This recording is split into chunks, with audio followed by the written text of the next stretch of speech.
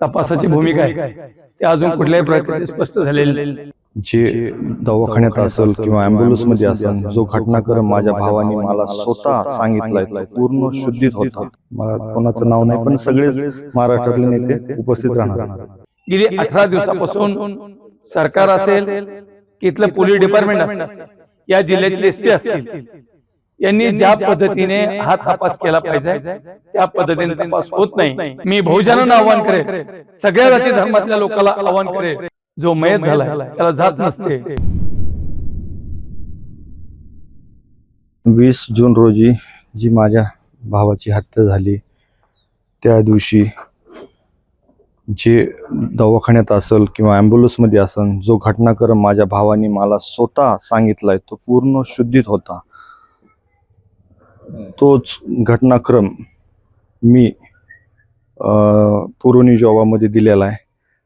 त्या जॉबामध्ये अद्याप कुठलीही कारवाई प्रशासनाकडून झालेली दिसत नाही.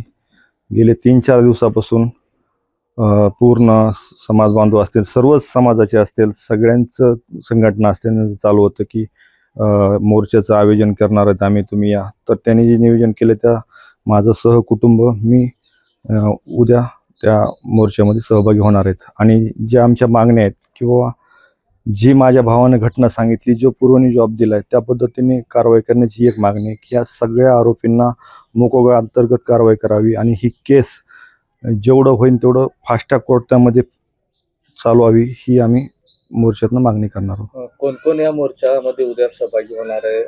राजकीय असेल, सामाजिक असेल, राज्यभरातून? नाही, महाराष्ट्रातले सगळेच येणार आहेत असं मला कळतंय. मला कोणाचं नाव नाही, पण सगळेच महाराष्ट्रातले नेते उपस्थित राहणार आहेत. साधारणतः किती जनसमुदाय या मोर्चामध्ये उपस्थित राहणार?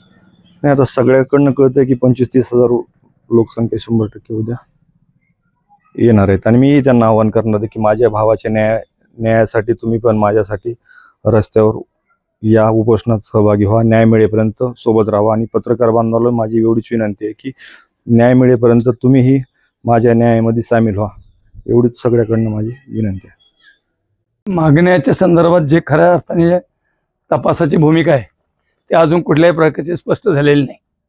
जे काही ते घटनाक्रम आहे तो बदलून वेगळ्या वेगळ्या दिशेने तपास चाललेला आहे. उद्या जो केजमध्ये जो मोर्चा आहे, ह्या सगळ्या जाती धर्माच्या सगळ्या संघटनेच्या प्रमुखांनी या मोर्चाचं आयोजन केलेलं आहे. मीही त्याच्यात सहभागी आहे. परंतु हे होत असताना गेली 18 दिवसापासून सरकार असेल की इथलं पोलीस डिपार्टमेंट असेल, या जिल्ह्याचे एसपी असतील, यांनी ज्या पद्धतीने हा तपास केला पाहिजे त्या पद्धतीने तपास होत नाही. मग त्यात CID असेल, त्याच्यात म्हणजे तुम्ही मोकाका लावायचा आहे, त्यात अनेक प्रकार आहेत. परंतु जर अशा पद्धतीने हा तपास रेंगाळला गेला तर विलास घुलेला न्याय मिळेल का नाही याची चिंता वाटायला लागली. म्हणून उद्या आम्ही केजच्या या मोर्चामध्ये आम्ही सहभागी होणार आहेत. आणि महाराष्ट्रामधल्या सर्व, मी बहुजनांना आव्हान करेल, सगळ्या जाती धर्मातल्या लोकांना आव्हान करेल, जो मयत झालाय त्याला जात नसते, त्या कुटुंबाला न्याय देण्यासाठी, विलास घुलेला न्याय देण्यासाठी आपण उद्या सगळ्यांनी केजमध्ये यावं, एवढीच माझी विनंती आहे. साधारणतः किती जनसमुदाय त्या ठिकाणी पोहोचतो? जे काही केजमध्ये बैठक घेतल्या, काही मी गावात गेलोय, बऱ्याच गावात जाऊन आलो मी. त्या प्रत्येक जणाचं असं म्हणणं की 20-25 हजार लोक 100% उद्याच्या मोर्चामध्ये सहभागी होतील.